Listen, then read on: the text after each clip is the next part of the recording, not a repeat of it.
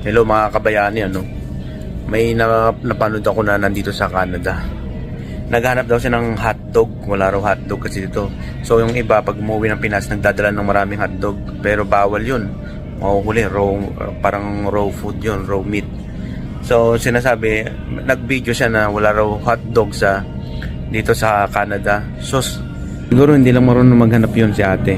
Ayan, no? Tignan mo. No? Huh?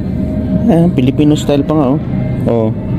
Saan ka pa? Sa Sobeys. Ate, sa Sobeys, maraming hotdog. Ayan. Oh. Tocino, kikiam. Kung namimiss mo mga kikiam, pero magkano siya? $6.99. Tocino. Ayan, $5.49. 7 tapa, beef tapa. Oh. Diba? Oh.